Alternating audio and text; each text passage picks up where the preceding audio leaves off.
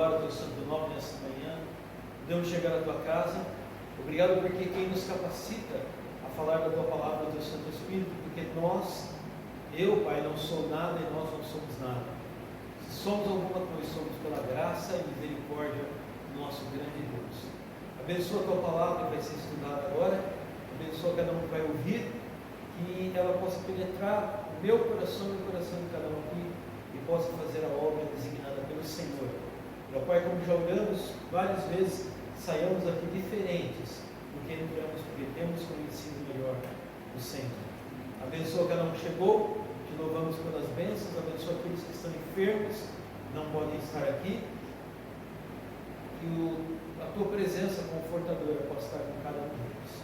Dá-nos sabedoria para falar da Tua palavra, é o que te pedimos, agradecidos pela Tua presença, em nome de Cristo.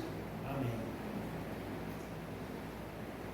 Bem, na semana passada nós paramos justamente nessa frase. Se os pecadores apenas considerassem que onde estão, eles não descansariam enquanto não retornassem a Deus. Nós temos visto aí nas últimas semanas, nesse capítulo 3, e esse capítulo 3, essa passagem que nós estamos vendo, é a passagem mais triste da palavra de Deus. É a passagem onde o homem cai em pecado. É a passagem onde mostra por que nós passamos por tudo que passamos hoje. Por que nós passamos por sofrimento, por que nós passamos por doença, por que existe caos, por que existe trevas, dor e sofrimento no mundo. Por causa do que aconteceu neste dia. Quando o pecado entrou no mundo. Então essa é a passagem mais triste que existe nas Escrituras. A passagem mais triste. E nós temos visto lá atrás algumas coisas interessantes, como a busca do homem. Né? Só para a gente voltar um pouquinho e relembrar aquilo que nós já falamos. O homem busca a busca enganosa da autossuficiência. Da autossuficiência e a felicidade sem a presença de Deus. Versículo 6. Versículo 7 fala da busca ineficaz de solução para o mal que é o pecado. E o versículo 8 fala da busca inútil de meios para não enfrentar a ira de Deus. Na semana passada nós falamos que só existe uma maneira de não se enfrentar a ira de Deus. Só existe um lugar onde nós não enfrentamos a ira de Deus. E alguém lembra qual foi esse lugar? Atrás da cruz de Cristo, isso mesmo. Atrás da cruz de Cristo. Lá nós estamos escondidos da ira de Deus. Senão, todos estão sujeitos à ira de Deus. Senão, estamos livres para que a ira de Deus venha sobre nós. Isso é o que vai acontecer naquele dia glorioso, quando Deus separar as ovelhas dos bodes. Ou seja, vai mandar aqueles que não são dele para o inferno, porque não estão escondidos atrás da cruz de Cristo. E aqueles que estão escondidos atrás da cruz de Cristo, vão para o céu viver eternamente com Ele. Isso se chama na palavra de Deus justificação. Eu não sou justo, mas Deus me vê como justo, não por mim, mas pela obra que Cristo fez na cruz central do Calvário.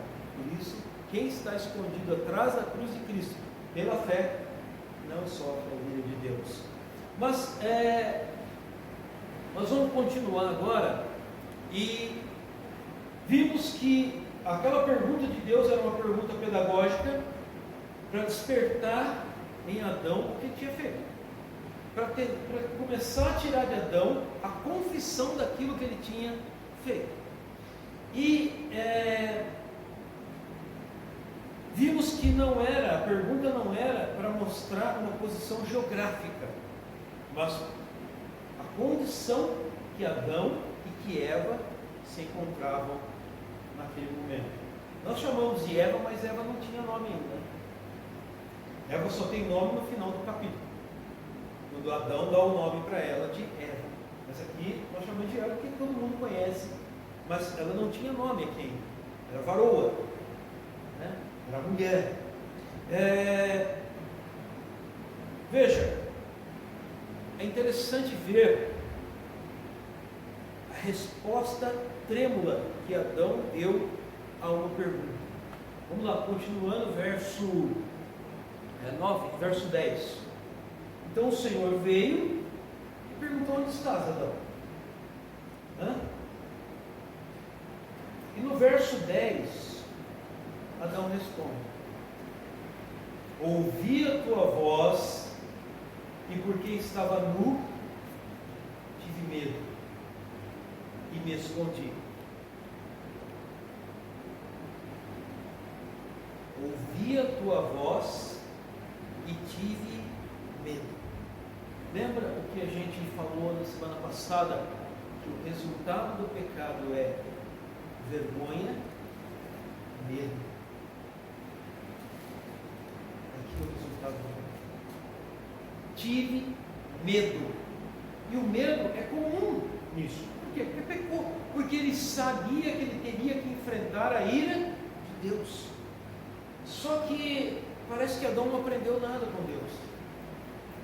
Ele ouviu da ira de Deus, ele ouviu daquilo que Deus poderia fazer com ele por ter pecado, mas não ouviu da sua misericórdia. Não veio na sua mente a misericórdia de Deus. Ele fala que ele visita a iniquidade do homem até a 3ª e 4ª geração. Mas, lembra quando nós falamos da palavrinha mas? Quando você usa a palavrinha mas, tudo que está antes, você esquece. A sua misericórdia dura para sempre. E Adão se esqueceu disso. Adão não reconheceu a sua culpa. Adão sabia que era culpado, mas não reconheceu a sua culpa. E aqui é interessante pensar, quando nós voltamos lá para versículo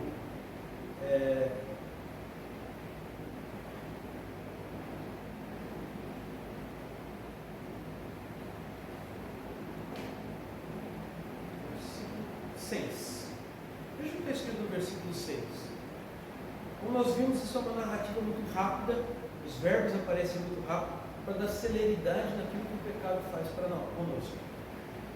Vendo a mulher que a árvore era boa para se comer, agradável aos olhos e árvore desejável para dar entendimento, tomou do fruto e fez o quê?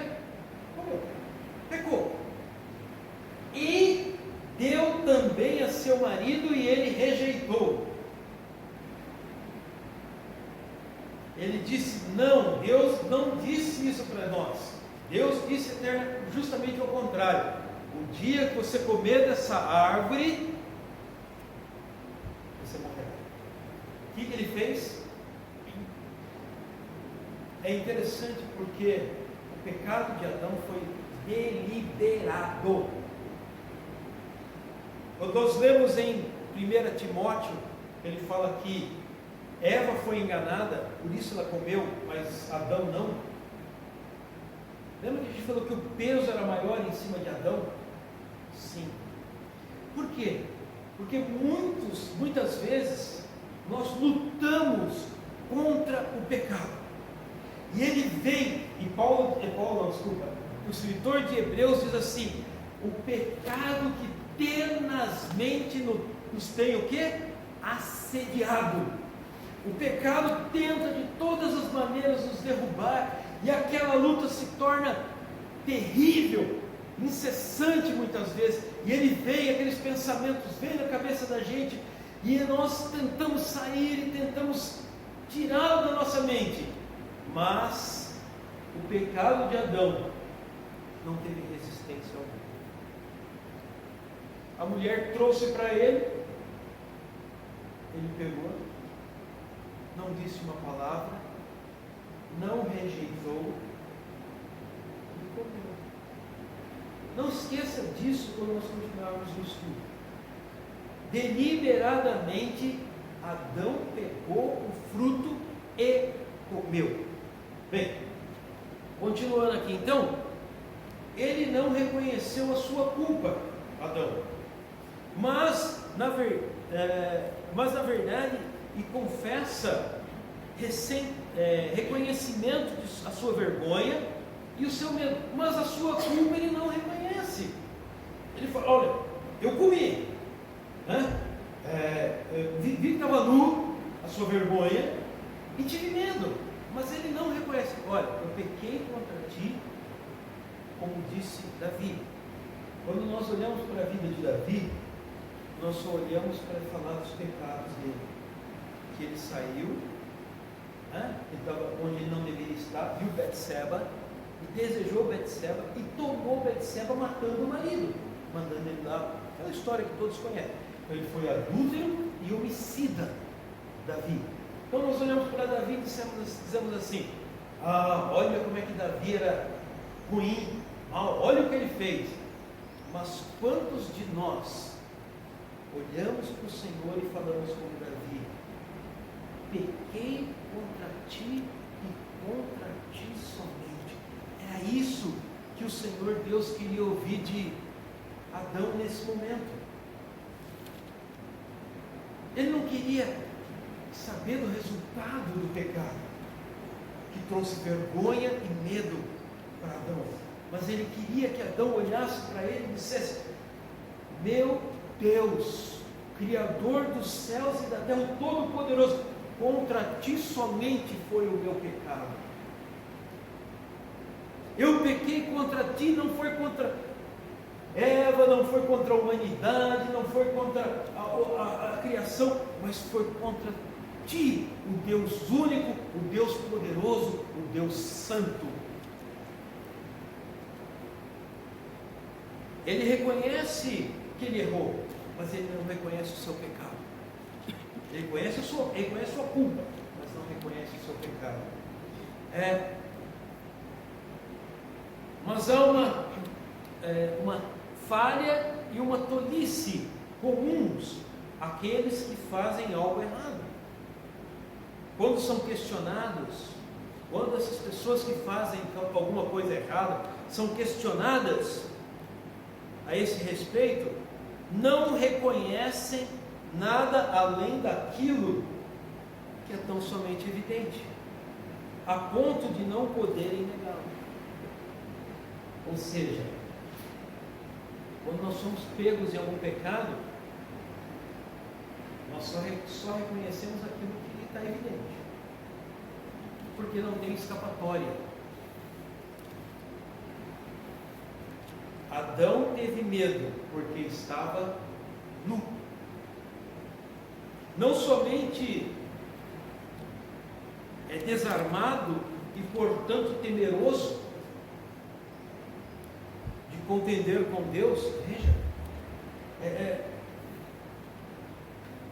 ele aprendeu uma lição do poder de Deus, Adão, e ele sabia quem ele tinha que enfrentar. E olha, isso é uma coisa que Deus também colocou no nosso coração: existe um Deus. Já vimos isso em outras oportunidades, então não vamos alongar nisso, mas temos dentro de nós a certeza de que existe um Deus poderoso. E isso, quando nós pecamos, nos põe medo. Por isso não queremos enfrentar Deus. Por isso nós buscamos não ouvir a voz de Deus. Falamos semana passada, muitos se tornam ateus porque não querem mais ouvir a voz de Deus. Muitos não vão onde a voz de Deus está, ou seja, somem da igreja, desaparecem. Por quê? Porque lá está falando de Deus. A voz de Deus está falando lá. Estão falando do meu pecado, estão falando da minha dor, do que eu fiz de errado. Então eu não vou mais lá. Não vou mais lá. Fujo de Deus. nós temos motivos para ter medo de nos aproximar de Deus, se não estivermos revestidos e cercados com a justiça de Deus. Por que você vai tantas vezes na igreja? Porque eu não tenho medo de Deus. Eu tenho mais medo de Deus. Por que eu não vou querer estar com aquele que eu não tenho mais medo? Lembra? Nós lemos semana passada. Não temei aqueles que podem matar a alma, mas temei aquele que pode mandar a sua alma, matar o corpo, mas temei aquele que pode mandar a tua alma para o inferno. Quando nós temos a certeza e a convicção de que não seremos mais mandados para o inferno, independente do que nós vamos fazer ou praticar, daquele momento da conversão para frente, nós nos aproximamos de Deus. Agora, quando eu tenho dúvidas se eu posso me aproximar de Deus ou não, aí eu fujo da presença de Deus. E Adão tinha essa incerteza no seu coração. Ele não tinha convicção de que a misericórdia de Deus se aplicava a ele. Pois nada, exceto a justiça do Salvador, será a armadura resistente, capaz de cobrir a vergonha, a nossa vergonha e a nossa nudez. Por isso, a busca ineficaz de uma solução para o mal, para o pecado. Por isso a busca, não existe outro meio. Paulo deixa bem claro a Timóteo, não há outro mediador entre Deus e os homens, senão Cristo Jesus, homem.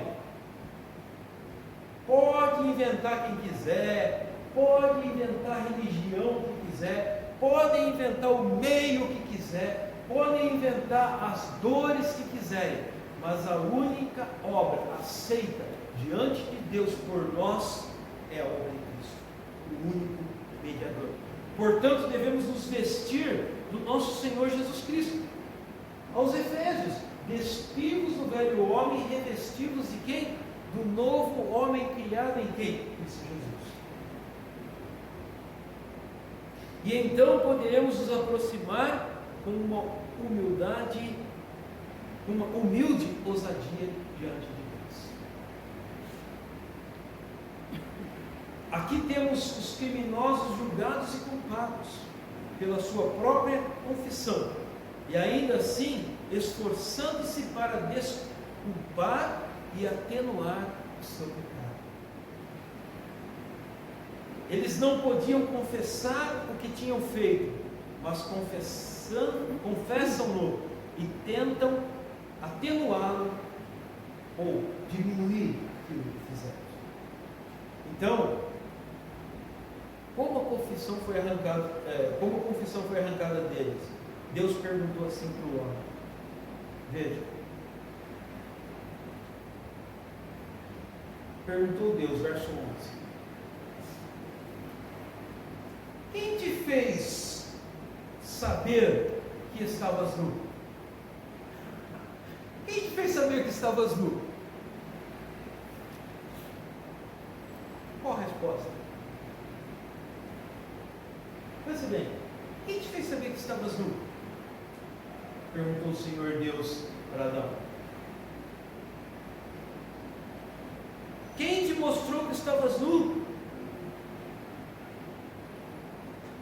O silêncio mostra que foi, ou que a resposta é ninguém.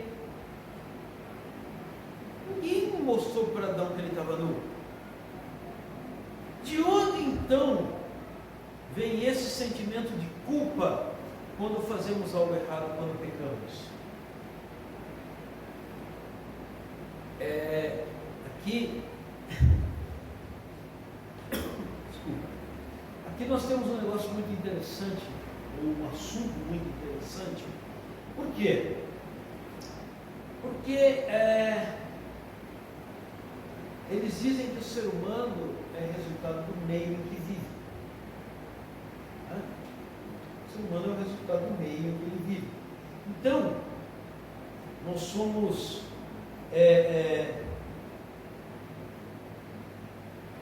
nós temos o nosso, na psicologia temos o nosso ego, e dizem que tem o superego.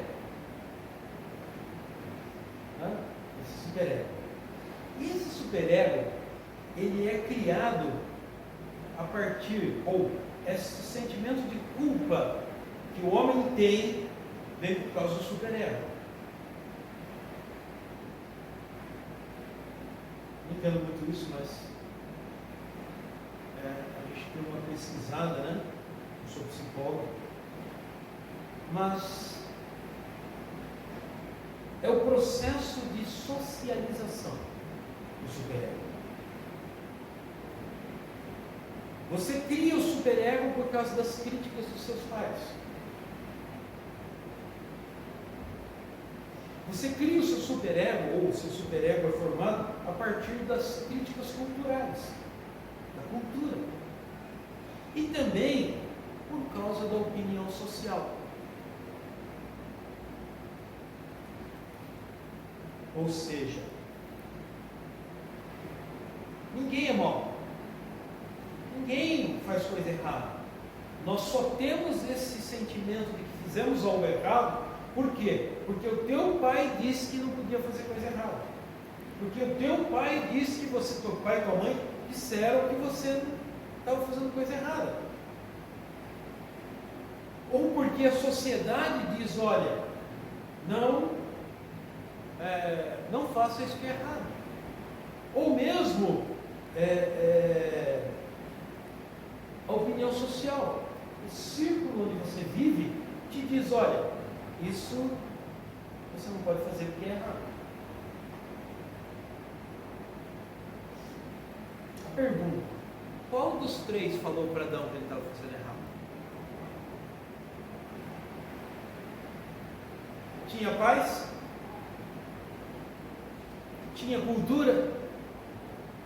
Tinha convivência social? Por que então Adão sabia? Olha a pergunta que Deus fez para Adão. Olha só, Adão, quem te fez saber que estava nu? Só estou eu aqui, você e ela. Quem te fez saber? Olha que pergunta que Deus fez. Quando alguém que não conhece a palavra de Deus lê isso, fala, coisa mais tola. Mas muitos se esquecem que não tinha mais ninguém lá. Não havia sociedade. Não havia cultura. Quem fez Adão e Eva? E os dois eram perfeitos, não tinham pecado. Quem fez ele saber que ele estava nu? Foi Eva que fez Adão saber? Volta no versículo 25 do capítulo 2. Lê alguém para a gente o versículo 25 do capítulo 2. Quando Deus criou Eva, entregou para Adão. O que diz o versículo 22? Eles estavam nus, o homem e sua mulher, e não se prepararam. Então nenhum dos dois sabiam que estavam nus. Então quem falou para você, Adão? Quem falou para você que você estava nu? A culpa que o homem sente é real. Veja, nós vivemos quando nós estudamos no começo lá da palavra de Deus, do Gênesis, nós dissemos que o homem procura pensar que não existe um Deus porque ele não tem para quem prestar contas. Por quê? A busca ineficaz da autossuficiência de Deus. Aqui mostra que isso não existe. Aqui mostra a mentira que é essa busca. Por quê? Porque Deus colocou no coração do homem o que é certo e o que é errado, e Ele sabe quando ele erra. Foi um ato de comer um fruto, e o homem sabia que ele estava nu, porque ele tinha vergonha e se escondeu. Por quê? Quem fez? Não, quem fez você saber que você estava nu? Quando Deus criou o homem, Ele colocou no seu coração o sentido de certo e errado. Alguém lê para a gente Romanos 2, 14 e 15. Sei que ele foi acusado pela própria consciência. Sim, foi acusado pela própria consciência que Deus colocou nele. Ela que falou que ele estava nu. Essa consciência foi despertada a partir do momento que ele desobedeceu a Deus. Porque o filho que vive lá no meio da selva, ele anda pelado e não tem parece essa malícia. O senhor tem certeza? Aqueles que estão bem lá no fundão, né? O senhor tem certeza que eles não têm essa malícia? O ser humano vai em praia de nudez. Tem uma pessoa, quando eu falo o nome dele, que ele disse para mim assim, que quando ele era jovem, na terra que ele vivia, eles gostavam muito de ir em baile. Gostavam muito de ir em baile. E convidava as mulheres, homem casado convidava outras mulheres casadas para dançarem. Sabe o que ele me falou? Ele falou assim para mim que ele achava a coisa mais errada. Porque às vezes o cara está dançando com a mulher e está pensando coisa errada. Mas para todo mundo olhando, ele teve a coragem de confessar isso para mim. Mas a maioria não tem. Diz que aquilo não tem nada a ver. O senhor está agarrado com uma mulher que não é a sua, dançando, e não tem nada de errado? Então o índio está nu lá e acha que isso é normal? Não é. Senão não haveria índio matando índio por causa de adultério.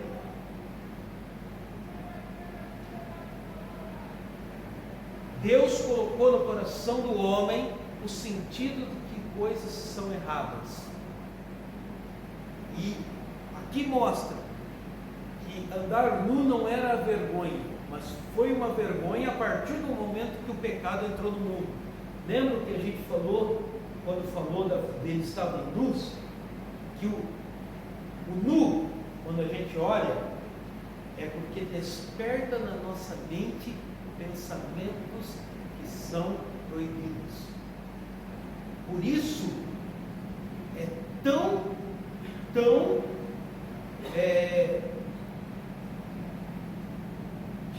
explorada na internet, em qualquer coisa, nas revistas, fotografias de mulheres nuas.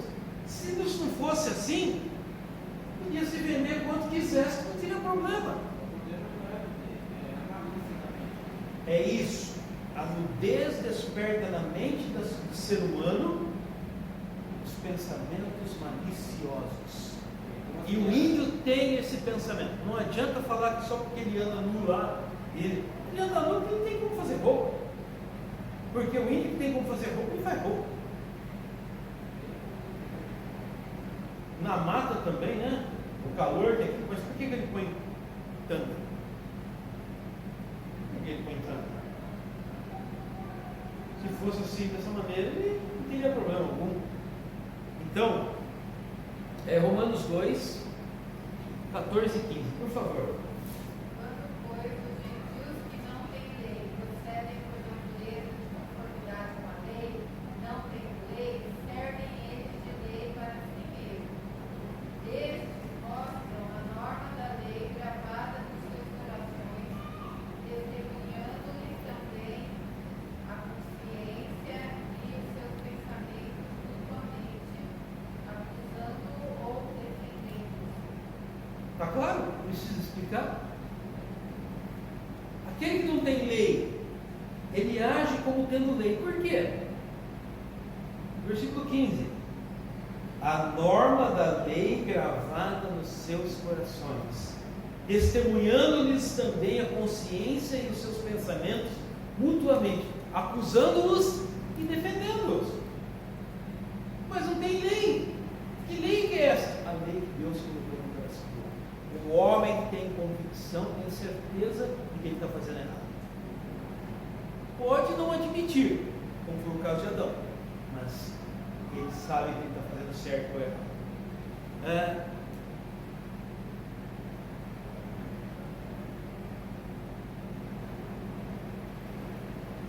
Então Deus perguntou assim para Adão: como você veio a perceber a sua nudez como sendo a sua vergonha?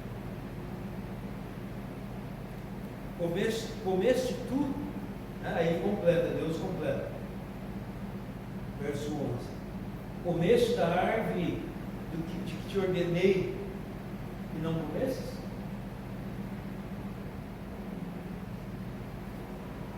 Observe que, embora Deus conheça todos os nossos pecados, ainda assim Ele deseja conhecê-los por nosso intermédio. E exige de nós uma sincera confissão. Este é o princípio de 1 João 1,9. Veja lá, 1 João 1,9.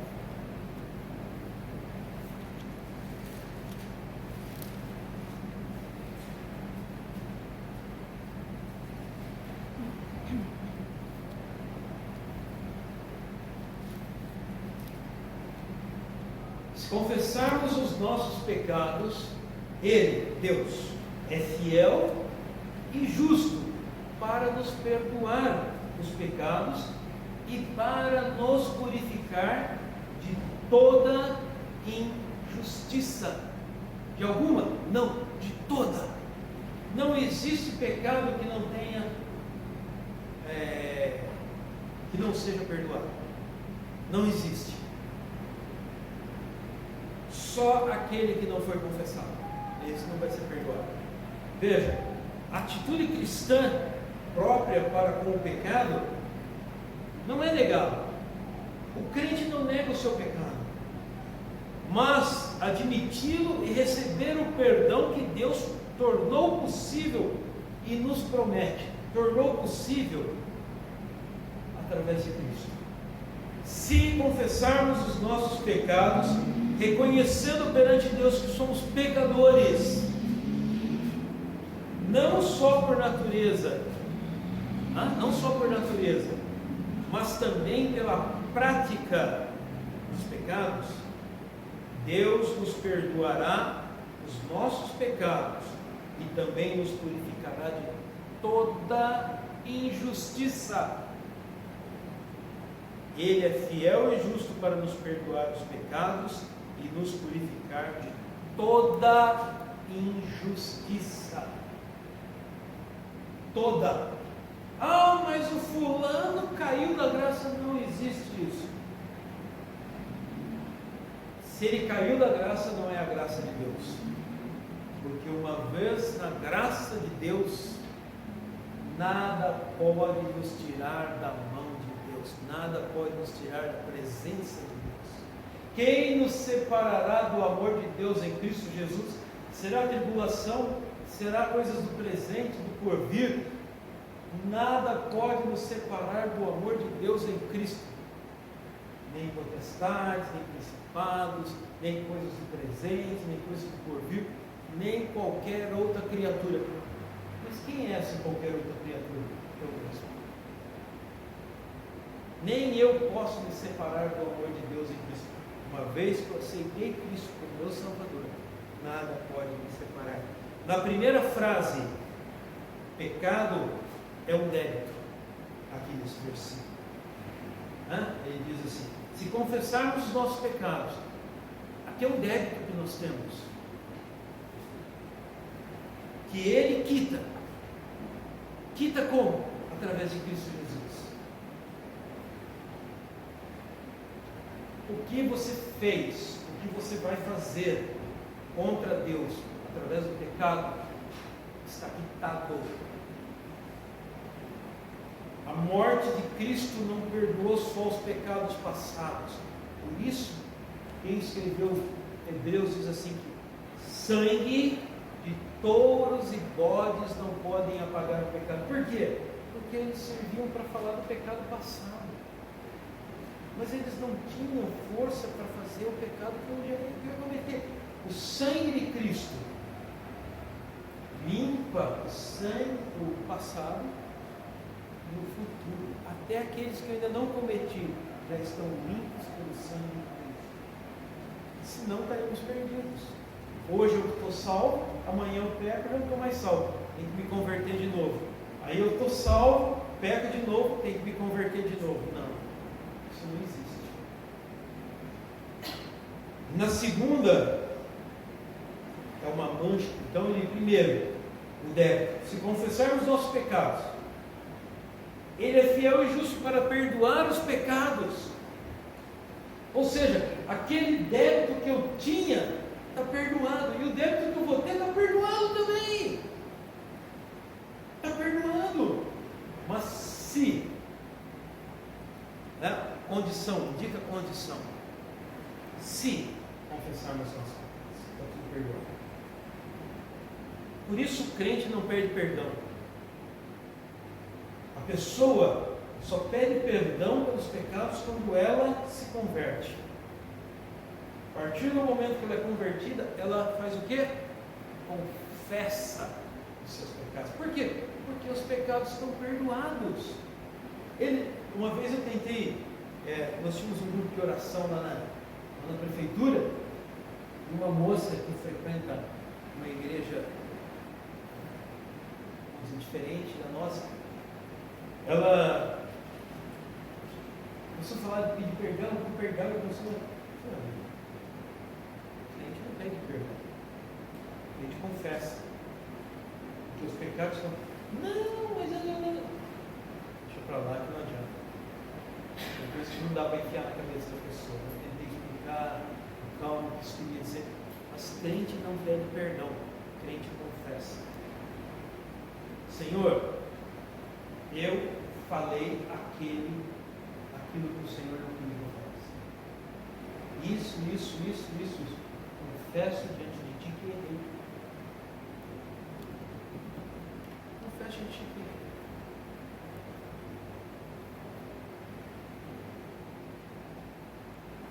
errei. Observe, Deus conhece todos os nossos pecados. Ainda assim, Ele deseja conhecê-los por nosso intermédio.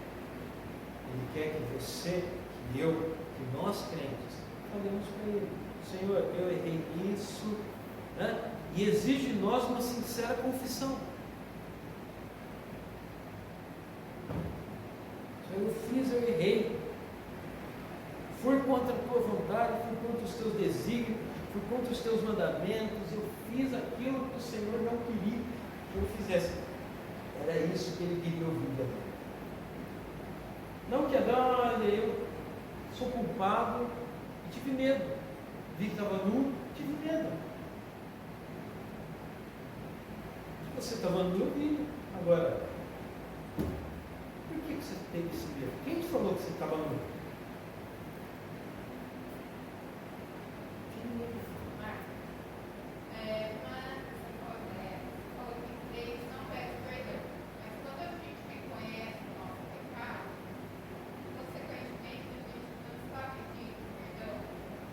Confessando. Porque Cristo não fala na oração para nós, perdoa as nossas culpas, assim como nós perdoamos. O Pai Nosso é velho ou Novo Testamento? Não, velho. O Novo Testamento começa quando? Por isso nós não repetimos o Pai Nosso. Sim, eu entendo, a gente não repete, mas é o modelo de oração. Quando você se apropriou da graça de Cristo, do perdão dos seus pecados? E por que você precisa pedir de novo? Então a gente só reconhece e confessa. Senhor, eu errei nisso. Se confessarmos os nossos pecados, Ele é fiel e justo. Aqui não está dizendo se pedimos perdão pelos nossos pecados. Nós pedimos perdão pelos nossos erros com o próximo. Com Deus. Então, Adão deveria ter pedido perdão. Sim. Pecar no pé. Sim. Confessar e pedir perdão. E não só sou culpado. Eu sou culpado, mas eu vi que estava nu. Lembra que ele falou? As pessoas só reconhecem aquilo que estava evidente. Era evidente que ele estava nu. Ele agora apareceu com uma tanguinha de folhas. Isso era evidente, não tinha como escapar disso.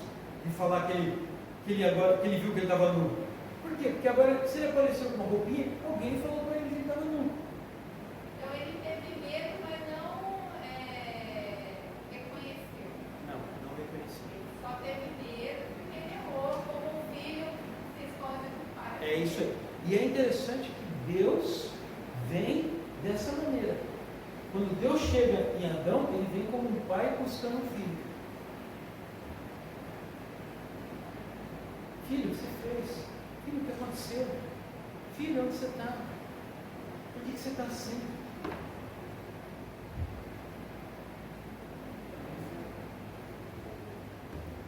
Confessar, nossos pecados para pedir perdão.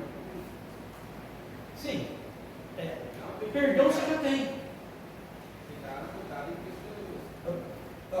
Isso é muito difícil de entender por causa do que algumas igrejas pregam.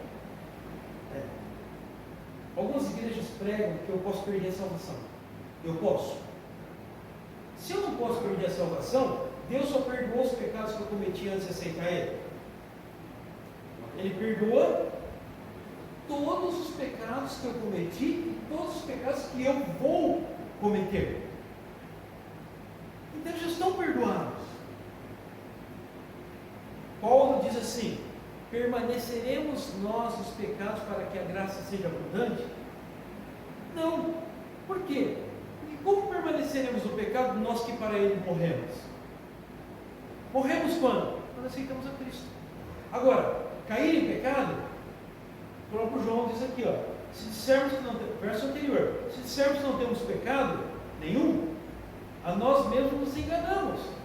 E a verdade não está em nós. Ou seja, nós fazemos Deus mentiroso, porque Deus diz que todos pecaram. Agora, se eu disser que não tem mais pecado, é mentira. Agora, Deus sabia que eu ia pecar de novo? Sabia. Mesmo assim ele morreu. Mesmo assim ele me perdoou. Agora, o que ele quer vamos lá. Nós temos que, quando o Senhor chegou até Adão, ele chegou com um pai, chega no filho. Quando Deus chega em você e fala: Sidney, olha o que você fez. É o pai chegando no filho. João 3. Importa-vos nascer de novo. Nascer no quê? Na família de Deus. A partir desse momento, a relação entre o homem e Deus não é mais de inimigos. Mas, ele fala lá em João 15, se eu não me engano, não chamo-vos mais servos, porque agora vocês são meus amigos. É uma relação de amizade, é uma relação de pai e filho. Então Deus, quando ele vem te buscar, ele vem te buscar com o filho. Olha, Marco, lembra aquilo que você fez? Você é bom. Como ele fez com Adão. Quem te fez saber que estava bom? Lembra que nós falamos que Deus não chegou com pedras, nem paus, nem com palavras acusatórias? Não, Deus não chegou assim. Onde está Adão? Pergunta pedagógica. Pedagogos. O que quer dizer a palavra pedagogos? É levar pela mão, não é? Então, Deus estava levando Adão para ele confessar o pecado dele. Mas uma pergunta pedagógica. Ele estava tentando levar Adão a reconhecer o seu erro e confessá-lo. Assim, eu errei contra ti somente eu pequei. Então, está entendendo a relação? Então, a partir do momento que eu sou instituído pela fé na obra de Cristo como filho de Deus, o que pode apagar isso? Pergunta: o que pode apagar que a Tainá não é tua filha? O que pode acontecer que apaga que a Tainá não é tua filha? Nada. A partir do momento que você foi lá e registrou ela no seu nome, como eu sou o pai, você pode brigar com ela pode sair de casa, ela pode ir para outro país morar, ela pode até falecer. O que apagou a paternidade sua por ela? Está vendo? Essa é a paternidade de Deus. Aconteça o que acontecer, nada pode apagar a paternidade de Deus por nós. Porque um dia Ele me escolheu, um dia Ele me deu salvação, um dia eu tornei filho dele pela fé em Cristo. Nasci de novo da água, entendeu? Então, por isso eu não preciso mais. Os meus pecados estão perdoados. Cristo, quando Ele foi, por isso o peso de Cristo na cruz do Calvário foi tão grande. Por isso o próprio Deus, lá no Getsemane, teve uma parada, teve um ataque cardíaco. Dizem que lá naquele momento, quando Ele clamou a Deus, foi tão intenso que o que aconteceu com ele? Ele chorou sangue. E chorar sangue é resultado de um ataque cardíaco. Imagina, ele estava carregando tudo aquilo que o Marco fez antes de aceitar ele, e tudo que eu ia fazer ainda. Deus, Cristo não morre todo dia, Cristo não morre toda hora, Cristo não morre de tempo em tempo para pagar aquilo que eu fiz de errado. Não, Ele morreu uma única vez para pagar todos os meus pecados. E a partir do momento que eu reconheci que eu sou pecador e pedi perdão, eu só tenho que confessar para Ele. Por quê? Porque a minha relação com Deus mudou agora. E eu tentei explicar para essa moça e ela não conseguia entender. Por quê? Porque ela foi ensinada de outra maneira. Mas a minha relação com Deus agora não é mais de servo, é de amigo, é de filho de Deus. E para demonstrar isso, o Senhor diz lá em Mateus 6 ou 7, eu não me lembro, acho que é 7. O pastor Fábio pregou isso no Dia dos Pais. Qual pai que o filho pede um peixe e dá uma cobra? E qual pai que o filho pede pão e dá uma... Está vendo a relação de amor de um pai para um filho? É isso que Deus tem agora com você. A partir do momento que você aceitou a Cristo, o seu relacionamento com Deus não é mais como era antes. Por isso que eu falei que aceitar Cristo, passar da morte para a vida, não é um monte de regrinhas. Não faça isso, não faça aquilo, não faça aquilo outro. Não, é uma experiência. É uma experiência que invade meu coração. E essa pessoa que disse isso, ele estava pregando para um jovem, e o jovem perguntou: como eu vou saber que eu passei disso? Ele disse: você vai abrir um sorriso do tamanho do Grand Canyon. Tamanha a alegria, a satisfação que invade o coração da gente. Eu sou agora filho de Deus. Deus me trata mais como servo, Deus me trata como amigo. Nós cantamos aqui, né? Não existe nada mais melhor do que ser amigo de Deus. E continua o cântico falando das maravilhas disso. O que é isso? É isso que nós estamos tratando aqui. Então, por isso não se confessa, não se pede mais perdão. Porque os seus pecados estão perdoados. Agora, se você pediu perdão, você não é bobo. Senhor, eu errei, eu pedi perdão. Não é isso que você não quer dizer. Não existe. Mas o sentido de pedir o perdão é uma vez só. Ele pediu perdão para Deus, os seus pecados estão perdoados. Vá e não peques mais. Mas ela pecou de novo. Lembra a prostituta? Não, a mulher adúltera, né? Mulher adulta. Vá e não peques mais. Mas ela não pecou mais? Pecou. Mas o pecado dela já está tudo perdoado. Por quê? Porque ela se apropriou da obra de Cristo que ia realizar na cruz. Não. Você não vai ser nunca mais condenado pelos seus pecados. Você só não vai receber os seus galardões. E o seu relacionamento com Deus vai estar abalado. Então, a pessoa que tem Deus mesmo e sabe do relacionamento que ele tem, ele vai sentir falta desse relacionamento, então ele vai confessar o perdão. O perdão ele sempre vai ter, porque o perdão, a partir do momento que aceitou a Cristo, é uma vez para sempre. Nunca mais eu vou ser condenado pelos meus pecados, diz Paulo em Romanos 8, 1.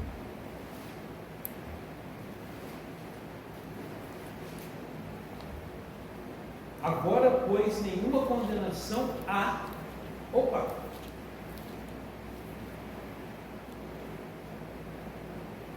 Não diz haverá, nem houve. Mas há, hoje, presente. Se eu ler isso amanhã, hoje, presente. Se eu ler depois de amanhã, hoje, presente. Não há hoje condenação para os que estão em Cristo Jesus. Então, perdão de pecados, quando eu aceitei a Cristo, eu já tive para todos eles. Por isso que, eu lembro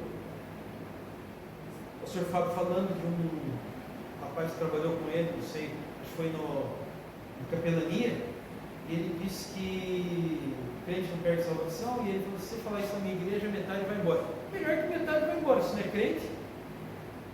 Você não confia em Deus? Por quê?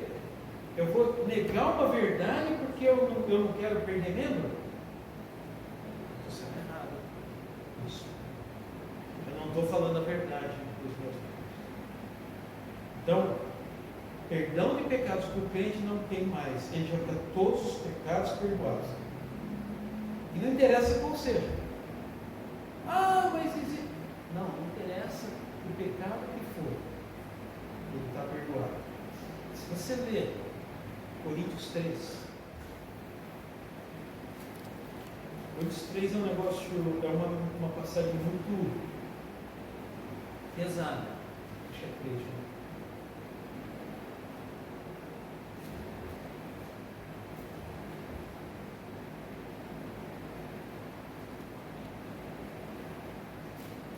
É o segundo. Que agora é. Na igreja de Corinto, a gente sabe dos problemas que ela vivia.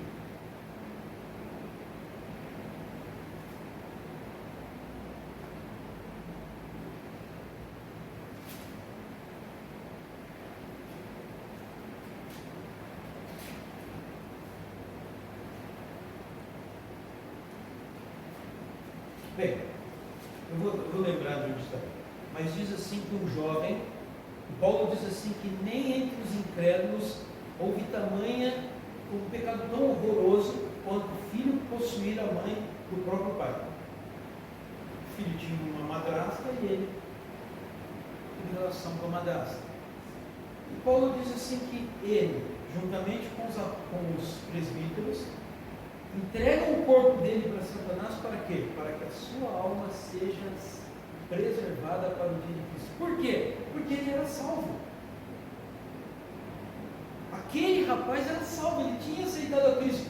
Ele caiu naquele pecado horroroso, vai pagar o que ele tem que pagar nesse mundo por causa daquilo, porque o pecado traz consequências no mundo, seja crente ou não crente, mas a alma dele iria ser preservada por quê? Para o dia de Cristo. Eu vou lembrar onde que está aqui. 1 Coríntios 5. Oi? 1 Coríntios 5. 5. Você está vendo? Leia 1 Coríntios 5, você vai ver a impureza da igreja de Corinto, repreensão e exortação. Se você tiver tempo em casa, leia meditando nisso. E ele fala: lançai fora o velho homem, porque já sois nova massa. Paulo falando. E ele diz assim: olha, em nome do Senhor Jesus, reunido vós e o meu espírito com o poder de Jesus nosso Senhor, entregue a Satanás para a destruição da carne, a fim de que o espírito seja salvo no dia do Senhor. Por quê? Porque uma vez salvo, ninguém te tira dessa condição. Eu te falei, quem pode tirar você de ser pai, dizer que você não é pai dela? Ninguém. Você é pai dela, você vai ser pai para toda a eternidade. Nos céus vão te reconhecer. Olha, não vou falar assim, lá vem o pai da Tainá, né? Mas vão saber que você é pai dela. Por quê? Porque essa relação com Deus é eterna, de paternidade. O pastor Jair falava que todo crente é um pecador salvo e transformado. É isso Você mesmo. está falando que ser salvo, mesmo que tenha caído em pecado. É isso mesmo. Todo crente é um pecador. Não podemos esquecer que somos pecadores. Mas salvo. É isso mesmo. Pecador salvo. Amém. Na época lá não entendi como tem, mas agora. Amém. Amém. Entendeu? Graças a Deus. É isso que eu digo. Deus nos dá no momento certo a explicação daquilo que temos dúvida. Bem, A gente aprendeu que Deus não tenta ninguém, mas Ele pode nos provar. sim. O fruto foi colocado no jardim do Éden como uma forma de provação. Uma prova. Uma prova. Uma prova. Era uma para ver se o casal ia ir para o lado de Deus ou para o lado do pecado. Toda a tentação que vem até você, toda a provação que vem até você é para saber que caminho você vai seguir. Por isso, acho que é Jeremias que diz: andando pelo caminho da vida, se desviares para a esquerda ou para a direita, o meu espírito vai dizer: volta para o meio do caminho. Por quê? Porque a tendência do homem é sair fora do caminho. E Deus queria provar o casal. Por isso Ele prova você hoje, para ver a sua fidelidade. Então, nós saímos um pouquinho daquilo que nós estávamos falando. Está dentro também, né? Então Deus quer ouvir de você que você pecou. Isso que Ele quer. Ah, eu tive um pensamento errado. Senhor, me perdoa. Confesso diante de Ti o que eu fiz. Confesso diante de Ti o que eu fiz de errado e sei que o Senhor vai me perdoar e vai me purificar. Ele perdoa e purifica. Se confessarmos nossos pecados, Ele perdoa e purifica.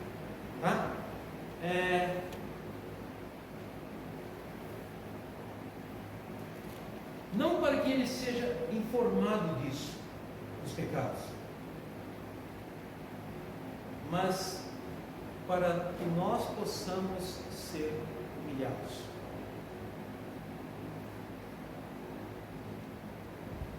Por quê? Porque Deus odeia a soberba. Deus odeia o orgulho. E o orgulho, a soberba faz nos afastar de Deus. Faz com que nós nos afastemos de Deus. Então, para que nós não tenhamos esse orgulho, veja, volta um pouquinho, vamos voltar um pouquinho. Eles viviam num lugar maravilhoso, onde não tinha pecado, não tinha dor, não tinha frio, não tinha calor, era agradável, comida à vontade, né? Os pássaros cantando, trazendo alegria para o coração deles. Pensa bem. Mas eles escolheram. Deus precisava humilhá-los para que eles entendessem a posição deles. E muitas vezes nós precisamos ser humilhados para entender que somos nada. Se somos alguma coisa, somos pela graça de Cristo. Paulo fala lá aos Coríntios, acho que capítulo 16 ou Romanos, se não me lembro, um dos dois, ele diz assim: muitas vezes fui fustigado com vara, não sei quantos naufrágios, fome, fui tentar me assassinar, e o Senhor ainda me colocou um espinho na carne. Para quê o espinho na carne? Para que eu lembrasse que eu sou nada.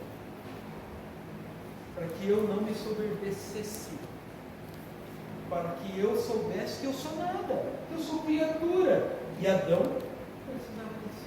Adão, mais a sua mulher Eva, precisavam saber disso, que são nada. Então, ele não pede para você confessar simplesmente para ser informado, mas é para você se humilhar, para você reconhecer que você é nada. Nesse interrogatório, Deus o lembra do mandamento que ele tinha dito. Lembra? Então você comeu do fruto que eu te ordenei que não comesse? Não foi isso que ele falou? E vamos voltar. Como é que foi? Ele foi precisou ser tentado? Não! Ele viu Eva comeu, ele comeu também. Ela deu para ele e comeu. Deliberadamente tranquilamente, sem pressão alguma. Eu te ordenei que não comesse, eu, o teu Criador, eu, o teu Senhor, eu, o teu benfeitor, ordenei que você não comesse, e te ordenei o contrário, que não comesse. O pecado parece mais claro e mais pecaminoso sob a lente do mandamento. Portanto, Deus aqui a coloca diante de Adão. Olha, Adão, olha bem o que você fez. E é isso que ele faz conosco quando confessamos. Olha, Marco, o que você fez. E nela, nós deveríamos ver os nossos rostos e reconhecer a nossa pequenez. A pergunta feita à mulher: que é isso que fizeste? Ele vai perguntar para a mulher. E aqui é interessante que quem é a primeira pessoa a ser interrogada? Adão. Por quê? Porque é responsabilidade do homem cuidar da espiritualidade da sua família. O mundo diz que são fanáticos e o homem tem que ser fanático. Mas você... Sim, Deus vai me cobrar se eu não fizer isso. Deus vai me chamar naquele dia e vai falar: por que você não fez o que eu te mandei? Você é o pastor dentro dessa igreja que se chama Cabal. Você tem que chamar a sua mulher e você tem que trazer os seus filhos. É responsabilidade sua, Adão. Por isso ele chegou primeiro em Adão. A mulher pecou? Pecou. Nós vamos ver o que foi designado para ela por causa do pecado. Mas para Adão foi o primeiro a responder. Por quê? Porque Adão é o chefe do lar. Ele tinha que estar presente e apoiando sua esposa naquele momento. É muito fácil para nós jogarmos o que ele vai fazer. Semana que vem, volte e verás. O homem inventa que a culpa é de Deus. Olha só que ponto ele chegou. Não era só da mulher, era de Deus. E nós vamos ver isso. Agora nós vamos parar porque o tempo deu. Nós vamos terminar esse pedacinho e vamos voltar depois no verso 12, falando. Verso 12. Então disse o homem: a mulher que tu me deste. Lá atrás, você é o osso do meu osso. O primeiro poema feito no mundo. Você é o osso dos meus ossos e carne da minha carne. Olha que maravilhoso, olha que poema romântico. E agora ele fala assim para Deus: a mulher que me desse. Vamos ver se obrigado pela atenção. Deus abençoe. Vamos orar. Bondoso Deus, nosso eterno Pai, obrigado por esse momento da tua presença. Obrigado pelo estudo da tua palavra. Que ela continue falando ao meu coração e ao coração de cada um aqui nesta manhã e em todos os momentos que nós lembrarmos dela. Fortalece a nossa fé, fortalece o nosso amor por ti e à noite possamos estar aqui novamente para ouvir mais dela e crescer mais no conhecimento de Cristo. Nós te louvamos, te rendemos graças e oramos em nome daquilo que está acima de todo nome, em nome de nosso Senhor Jesus Cristo. Amém. Obrigado pela atenção.